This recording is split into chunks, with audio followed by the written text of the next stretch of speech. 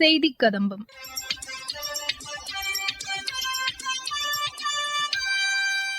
இன்றைய செய்தி கதம்பத்தில் மத்திய அரசின் சமூக வலைதள பதிவுகள் மற்றும் சர்வதேச செலாவணி நிதியத்தின் நிர்வாக இயக்குநரும் முன்னாள் பொருளாதார ஆலோசகருமான பேராசிரியர் கிருஷ்ணமூர்த்தி வி சுப்பிரமணியன் தமது புத்தகத்தை வெளியிட்டு பேசிய உரை ஆகியவை இடம்பெறுகின்றன. முதலில் மத்திய அரசின் சமூக வலைதள பதிவுகள். நியூசிலாந்து வெல்லிங்டன் ரயில் நிலையத்தில் உள்ள மகாத்மா காந்தி சிலைக்கு குடியரசுத் தலைவர் திருமதி திரௌபதி முர்மு இன்று மரியாதை செலுத்தினார். அந்நாட்டு தேசிய போர் நினைவிடத்தில் மறைந்த வீரர்களுக்கு மலர் வளையம் வைத்து மரியாதை செலுத்தியதை தமது டுவிட்டர் பக்கத்தில் அவர் பகிர்ந்துள்ளார். மேற்குவங்க முன்னாள் முதலமைச்சர் புத்ததேவ் பட்டாச்சார்ஜியின் மறைவிற்கு பிரதமர் திரு நரேந்திர மோடி ஆழ்ந்த இரங்கல் தெரிவித்துள்ளார். அரசியலில் அவர் தலைசிறந்து விளங்கியவர் என்றும் மிகுந்த அர்ப்பணிப்பு உணர்வுடன் செயல்பட்டவர் என்றும் அவர் தமது டுவிட்டர் பக்கத்தில் குறிப்பிட்டுள்ளார். அவரது குடும்பத்தினருக்கு தமது ஆழ்ந்த இரங்கலை தெரிவித்துக் கொள்வதாகவும் அவர் கூறியுள்ளார். பாரிஸ் ஒலிம்பிக் துப்பாக்கி சுடும் போட்டியில் 2 வெண்கலப் பதக்கங்களை வென்று வரலாற்றில் இடம்பெற்றுள்ள மனு பாக்கரை சந்தித்தது மிகுந்த மகிழ்ச்சி அளிப்பதாக உள்ளது என்று பாதுகாப்புத்துறை அமைச்சர் திரு ராஜ்நாத் சிங் தெரிவித்துள்ளார். ஒவ்வொரு இந்தியரும் அவரை நினைத்து பெருமை கொள்வதாகவும் அவர் தமது சமூக வலைதள பக்கத்தில் குறிப்பிட்டுள்ளார். சென்னையில் நடைபெற்ற நிகழ்ச்சியில் சர்வதேச செலாவணி நிதியத்தின் நிர்வாக இயக்குநரும் முன்னாள் பொருளாதார ஆலோசகருமான பேராசிரியர் கிருஷ்ணமூர்த்தி வி சுப்பிரமணியன் அவர் எழுதிய India at 100 envisioning tomorrow's economic powerhouse என்னும் புத்தகத்தை வெளியிட்டு பேசினார். அவர் பேசுகையில், In 2047, India can be a $55 trillion economy. Those of you who feel that actually, while writing the book, I had something special.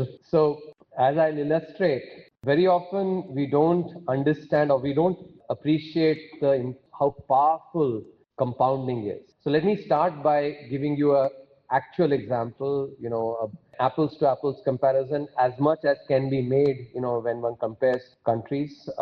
So let's take Japan from 1970 to 1995, a 25-year period.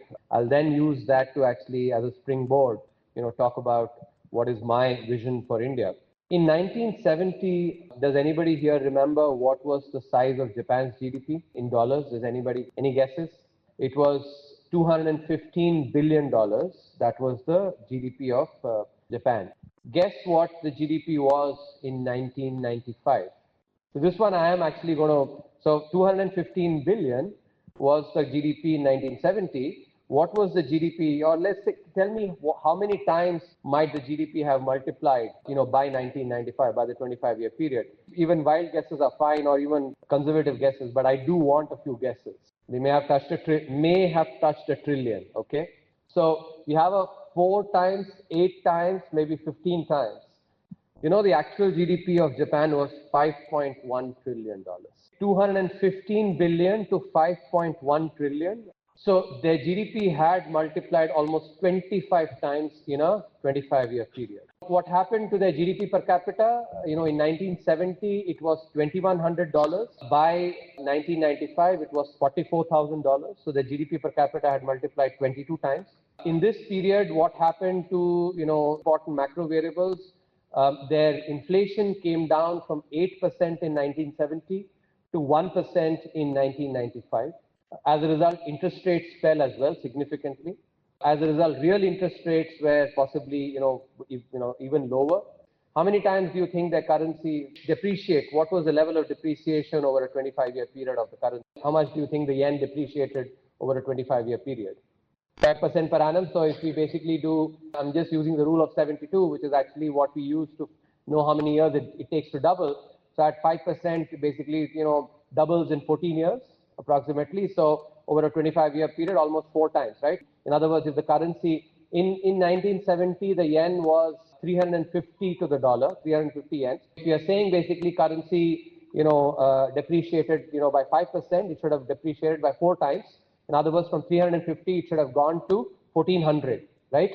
That's what a guess is. The reality is from 350 yen, to the dollar, it had appreciated to 85 yen to the dollar. This is one of the aspects that I have, really tried to do in, after having become the chief economic advisor, is that for us to get out of the frog in the well attitude. where we only look at India, we haven't looked at other stories, actually other, phenomenal stories, and thereby draw inspiration from them. This example that I just gave you, I think if there was, there were a few doubters, at least one of them might have been saying, oh, if Japan can do it, possibly we can do it as well. So now let me, give you one more example. China in 2007, and you talked about 2007, CK Prahalad. China's GDP per capita was actually almost a similar level in 2007. During that, in other words, China in 2007 and India now actually is a very reasonable comparison. Of course, the caveat of them not being a democracy, all that is absolutely there. If you look at the growth that they've had in real terms since then, from 2007 has at least two black swan events. If you want to call the Ukraine war and some of the situation, the global situation now is also a black swan event. So then three black swan events, at least 2.5 black swan events, which nobody will disagree. Global financial crisis, COVID, and maybe half a black swan event. Despite that, they've actually grown at 8%, close to 8% over a 2-decade period. Keep that in mind, and that's what has made them now a $18 trillion. What is the assessment? Let me take you through the numbers, why I believe 55 trillion is achievable. I am not even, I'm not assuming any appreciation of the current, as you'll see. Let's take 8% growth in real terms, 5% inflation. I'll explain why 5% inflation is a reasonable. By the way, in the book, that is my training. I do not pull numbers out of a hat. I'm trained as an engineer, went to IIT Kanpur, and so every thinking that I do is ab initio. In other words, it's like building a house by laying the foundation and then putting up the bricks. That's how I build my economic models as well. So each of these numbers that I'm talking about, actually, there is a justification for that with data and economic logic in the book. So 8% growth in real terms, 5% inflation. What does that translate in nominal terms, nominal rupee terms? 8 plus 5, 13% in nominal rupee terms. I am projecting depreciation of the rupee over the next 20-25 years to be less than 1%. Depreciation, not appreciation. I'll justify it, but for me, for now, just stay with me. Assume 1% depreciation of the rupee. In dollar terms, the rate of growth will be 13 minus 1 because depreciation reduces the value in dollars vis-a-vis rupees. So 13 minus 1. That's 12% in dollar terms. Now, as I said, rule of 72, when I was doing these calculations for the currency, 5% you said, it's a very nice rule to know how many years it takes to double your money.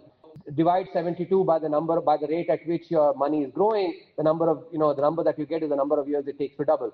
And those of you who actually might remember, I remember my father used to buy these NSC certificates, which used to actually, where money used to double in 6 years. Why? Because those NSC certificates actually gave interest at 12%. 12 times 6 is 72. That's why it used to double in 6 years. Now, let's use the same thing.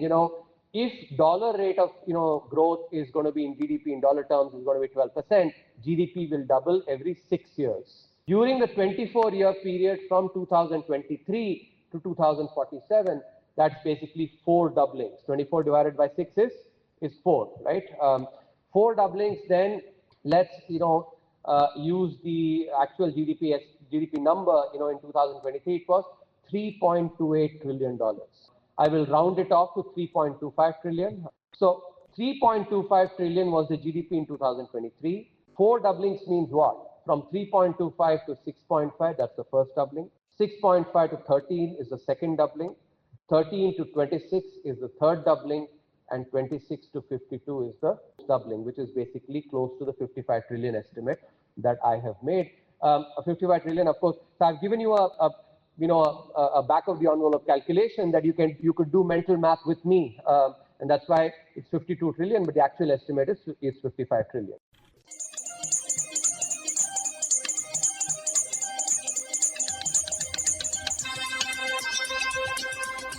இத்துடன் இன்றைய செய்திக் கதம்பம் நிறைவு பெறுகிறது.